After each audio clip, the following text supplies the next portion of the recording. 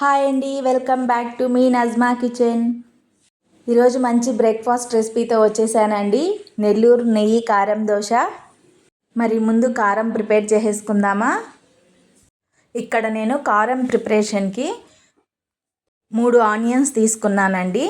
అలాగే 5-6 వెల్లుల్లి, 1 స్పూన్ జీలకర్ర, అలాగే 10 వరకు ఎండుమిర్చి తీసుకున్నాను. ఇవన్నీ కలిపి మిక్సీ వేసుకుందాం. ఇలా వేసుకున్న తర్వాత ఇందులో టేస్ట్కి సరిపడా సాల్ట్ వేసుకొని ఇంకొకసారి మిక్సీ వేసుకుందామండి. అంతే అండి, ఎంతో సింపుల్గా నెల్లూరు కారం దోశలోకి కారం రెడీ అయిపోయింది. చూడండి, చూడడానికి రెడ్ కలర్లో ఎంత బాగుందో కదా. ఇంకా లేట్ చేయకుండా దోశ వేసేసుకుందాం. మా ఇంట్లో ఎప్పుడు దోశకి వేసిన కారం దోశ, అలాగే ఎగ్ కారం దోశ తప్పకుండా ఉండాల్సిందేనండి.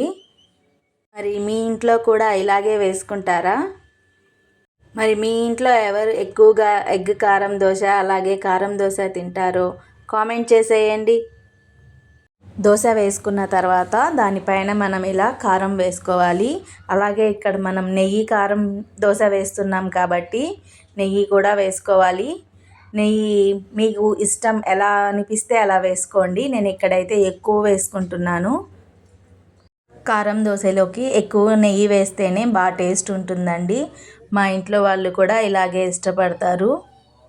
ఇలా దోశ అంతా మనం వేసుకున్న కారాన్ని అప్లై చేసుకోవాలి. మంచిగా అప్లై చేసుకొని పైనుంచి ఇంకొంచెం గీ కానీ ఆయిల్ కానీ వేసుకొని దోశ కాలిన తర్వాత ఫ్లిప్ చేసేస్తే మన నెల్లూరు గీ కారం రెడీ అయిపోయినట్టేనండి. టేస్ట్ అద్దిరిపోతుంది. కావాలంటే మీరు ఒకసారి ట్రై చేయండి. అలాగే పనిలో పనిగా ఎగ్ కారం దోశ కూడా చూపించేస్తాను, చూసేయండి. ఇలా ఇంట్లో దోశలు వేసినప్పుడల్లా నాకు మా తమ్ముడు భలే గుర్తొస్తాడండి. ఎందుకంటారా, తను కూడా కారం దోశ అన్న ఎగ్ దోశ అన్న ఇష్టంగా తినేవాడు. సరే కానీ ఈ రెసిపీ చూసి లైక్, షేర్ అలాగే సబ్స్క్రైబ్ చేయడం మాత్రం మర్చిపోకండి. ఎగ్ కారం దోశ వేసుకుంటున్నాం కాబట్టి ఎగ్ మీద కొంచెం కారం వేసుకొని ఎగ్ కారం అంతా బాగా దోశకి అప్లై చేసుకొని దాని మీద కొంచెం గీ కానీ ఆయిల్ కానీ వేసుకోవాలి. నేను ఇందాక కారం దోశలో గీ వేసాను కాబట్టి ఇప్పుడు ఆయిల్ వేసుకుంటున్నాను. ఇలా ఆయిల్ వేసుకొని ఫ్లిప్ చేసేసి ఒక 2 మినిట్స్ దోశ కాలేంత వరకు ఉంచి తీసేస్తే అంతే అండి, మన నెల్లూరు కారం దోశ అలాగే ఎగ్ కారం దోశ రెడీ అయిపోయింది.